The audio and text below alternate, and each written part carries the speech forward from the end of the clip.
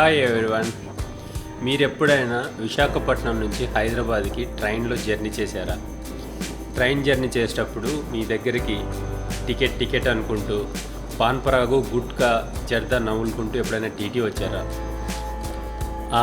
ఈ టీటీతో ఏముందిలే, ఒక 5 నిమిషాల్లో వెళ్ళిపోతాడు, తర్వాత బెర్త్ పైన ప్రశాంతంగా పడుకోవచ్చు అనే టైంలో మీ పక్క బెర్త్లోనే కో ప్యాసింజరు కైనీలు జర్దాలు గుట్కాలు నవ్వులుకుంటూ చూసారా?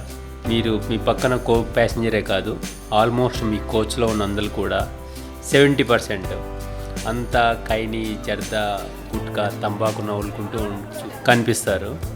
మీరు కోపంతో అరే మీరంతా ఎవర్రా, ఎక్కడి నుంచి వచ్చారా అన్నట్టుగా అరవాలనిపిస్తుంది. కాకపోతే వీళ్ళంతా ఆంధ్రప్రదేశ్కి సంబంధించిన వాళ్ళు కాదు, వాళ్ళంతా ఒరిస్సా పశ్చిమ బెంగాల్ రాష్ట్రాల నుంచి వచ్చేటోళ్ళు అనమాట. ఇంకా మరి కొద్ది రోజుల్లో వీళ్ళతో ఇలాంటి బాధలే లేకుండా అయిపోతాయి. సో మన వైజాగ్ రైళ్ళలో వాళ్ళు ఎందుకు ఎక్కారు అంటే, మన వైజాగ్ నుంచి ఏ రైలు స్టార్ట్ అవ్వదు. ఆల్మోస్ట్ 70% రైళ్ళు అన్నీ ఒరిస్సా నుంచి కానీ లేదా పశ్చిమ బెంగాల్ నుంచి స్టార్ట్ అవుతాయి అన్నమాట. సో ఈవెన్ వైజాగ్ నుంచి హైదరాబాద్కి వెళ్ళే రైలు కూడా చాలా తక్కువ, కొన్ని మాత్రమే. ఏ గోదావరి ఎక్స్ప్రెస్ ఇంకో 2-3 రైలు మాత్రమే వైజాగ్ నుంచి స్టార్ట్ అవుతాయి. అన్నీ కూడా ఒరిస్సా పశ్చిమ బెంగాల్ నుంచి వస్తాయి అన్నమాట. ఎందుకంటే Visakhapatnam east Coast railway zone కిందకి వస్తుంది. ఈ ఈస్ట్ కోస్ట్ రైల్వే జోన్ వచ్చేసి ఒరిస్సాలో ఉన్న భువనేశ్వర్ క్యాపిటల్లో ఉంటుందన్నమాట. సో దానివల్ల మనకు రావాల్సిన రైళ్ళు కానీ మన డిపార్చర్స్, డెస్టినీ ఇలాంటివన్నీ వాళ్ళు షెడ్యూల్ చేస్తారనమాట. దీనికి ఉదాహరణ ఏంటంటే, ఒక ప్రశాంత్ ఎక్స్ప్రెస్ బెంగళూరు నుంచి వైజాగ్కి ట్రావెల్ చేసే ప్రశాంత్ ఎక్స్ప్రెస్ని భువనేశ్వర్ వరకు పొడిగించారనమాట. సో దాన్ని బట్టి మీరు అర్థం చేసుకోవచ్చు వాళ్ళకి సెంట్రల్లో ఎంత ఇన్ఫ్లుయెన్స్ ఉందని. సో మొత్తానికి అంత ఫైట్ చేస్తే ప్రత్యేకంగా విశాఖ రైల్వే జోన్గా కొత్తగా ఏర్పాటు చేయడానికి గ్రీన్ సిగ్నల్ ఇచ్చింది సెంటర్లో. సో ఇప్పుడు ఈ విశాఖ రైల్వే జోన్లోకి Vijayawada division, Guntur division, Guntakal division, so ఇవన్నీ విశాఖ రైల్వే జోన్కి వస్తాయన్నమాట.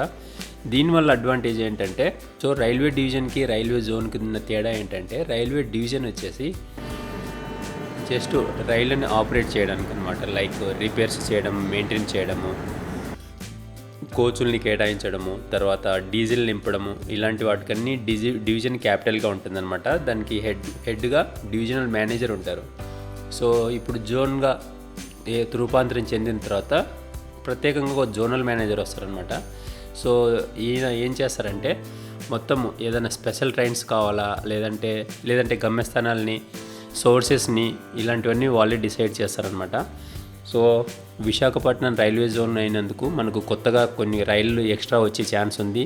తర్వాత ఒరిస్సా, కోల్కత్తా నుంచి వచ్చే రైలు కూడా వైజాగ్ నుంచి స్టార్ట్ అయ్యేటట్టుగా రీషెడ్యూల్ చేయడం జరుగుతుందన్నమాట. సో నేను వైజాగ్ నుంచి కేరళకి వెళ్దాం అనుకుంటే, నేను ఆ కొల్లం ఎక్స్ప్రెస్ అది వైజాగ్ నుంచి స్టార్ట్ అవుతుందన్నమాట.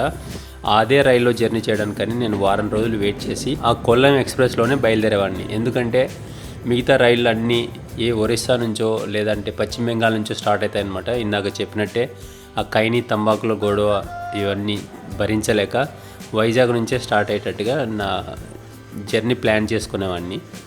సో ఇప్పుడు కొత్తగా రైల్వే జోన్ రావడం వల్ల మన డెస్టినీ, సోర్స్ ఇవన్నీ రైల్వే జోనల్ మేనేజర్ చేతిలో ఉంటాయి. సో అదేవిధంగా కూడా సో ఈ రైల్వే జోన్లో వచ్చే ఆదాయం అంతా కూడా మన రైల్వే స్టేషన్స్ని, ట్రైన్స్ని శుభ్రం చేయడానికి అని, ఇలాంటి ప్యాసింజర్స్కి కొత్తగా అమెండ్మెంట్స్ క్రియేట్ చేయడానికి ఇక్కడే ఫండింగ్ వెచ్చిస్తారనమాట. ఇంతకుముందుకు మన రైల్వే స్టేషన్స్ని డెవలప్ చేసుకోవాలంటే ఈ ఫండింగ్ అంతా ఒరిస్సాలో ఉన్న భువనేశ్వర్ జోన్ ఆధారపడాల్సి వచ్చేదన్నమాట. ఇప్పుడు మన ఆదాయాల మీద మనకే పూర్తి స్థాయి హక్కులు ఉంటాయి. సో మనకు ఫ్యూచర్లో ఈ రైల్వే జోన్, సో మనకి ఈ రైల్వే జోన్ ఏర్పడడం వల్ల ఫ్యూచర్లో మన ట్రైన్స్ చాలా క్లీన్గా ఉంటాయని నేను ఆశిస్తున్నాను. మొత్తం భారతదేశం అంతా కలిపితే 18 రైల్వే జోన్స్ ఉన్నాయి. ఇప్పుడు కొత్తగా ఏర్పడిన విశాఖ రైల్వే జోన్తో పాటు మొత్తం 18 రైల్వే జోన్స్ అనమాట. ఇంతకుముందుకు ఆంధ్రప్రదేశ్ డివైడ్ అవ్వకముందు, తెలంగాణ ఆంధ్రప్రదేశ్గా డివైడ్ అవ్వకముందు మొత్తం సౌత్ సెంట్రల్ రైల్వే జోన్ సికింద్రాబాద్లో హెడ్ క్వార్టర్ ఉండేదన్నమాట. సో మొత్తానికి మన ఎక్స్క్లూజివ్గా తెలుగు స్టేట్కి ఒక రైల్వే జోన్ సికింద్రాబాద్లో ఉండటం వల్ల మనకు మంచి రైళ్ళు ఇవన్నీ కేటాయించడంలో ఒక ఇన్ఫ్లుయెన్స్ ఉండేదన్నమాట. సో ఒక్కసారి స్టేట్ డివైడ్ అయిపోయిన తర్వాత సో వైజాగ్ వాలంటీర్ డివిజన్ కాస్త ఒరిస్సాలో ఉన్న భువనేశ్వర్ డివిజన్కి ట్రాన్స్ఫర్ చేయబడింది అనమాట. ఒరిస్సాలో ఉన్న భువనేశ్వర్ రైల్వే జోన్కి ట్రాన్స్ఫర్ చేయబడింది. సో ఇప్పుడు మాత్రం డెడికేటెడ్గా విశాఖ రైల్వే జోన్గా కొత్తగా ఏర్పాటు అవ్వడం శుభపరిణామం.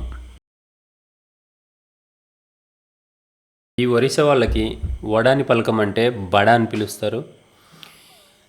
తర్వాత విశాఖపట్నం అని పిలువంటారా అంటే విశాఖపట్నం అంటారు. వందే భారత్ ఎక్స్ప్రెస్ని పిలువంటారా అంటే వందే భారత్ ఎక్స్ప్రెస్ అంటారు. ఇంత మనం ఈ యాక్సెంట్ని చూసి చాలా పూర్ స్టేట్ ఏమో అనుకుంటాము, బట్ పొలిటికల్గా మాత్రము సెంట్రల్ లెవెల్లో వీళ్ళకి చాలా చాలా ఇన్ఫ్లుయెన్స్ ఉంటుంది.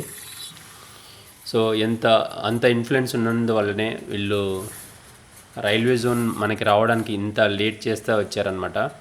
ఇంకా మీరు ఒరిస్సా స్టేట్కి వెళ్తే మీరు ఎక్కడ కూడా మన స్టేట్లో లాగా వీధికో విగ్రహము, రోడ్లో జంక్షన్లలో విగ్రహాలు ఇవేం కనిపించవు. బట్ వాళ్ళకి మాత్రము ఢిల్లీ సెంట్రల్లో మాత్రము చాలా పవర్ఫుల్ ఇన్ఫ్లుయెన్స్ ఉంటుంది. వాళ్ళ లీడర్స్ చాలా డెడికేటెడ్గా మంచి ఇన్ఫ్లుయెన్స్ చేసి వాళ్ళ స్టేట్ డెవలప్మెంట్ కావాల్సిన సోర్సెస్ ఫండ్స్ అన్నీ రిలీజ్ చేయించుకుంటారు.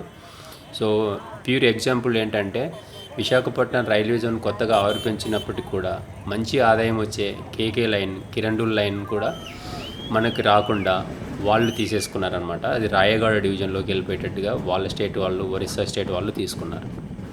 సో దాన్ని బట్టి మీకు అర్థమవుతుంది మన వీధులలో జంక్షన్లలో ఉండాల్సింది విగ్రహాలు కాదు, సెంట్రల్లో మంచి ఇన్ఫ్లుయెన్స్ ఉండేసి స్టేట్ డెవలప్మెంట్ కోసం కావాల్సిన ఫండ్స్ రిలీజ్ చేసుకోవడమే మంచి పొలిటీషియన్ లక్షణం. వాళ్ళు ఒరిస్సా వాళ్ళని చూసి నేర్చుకోమని ఆంధ్రప్రదేశ్ పొలిటీషియన్లకి రిక్వెస్ట్.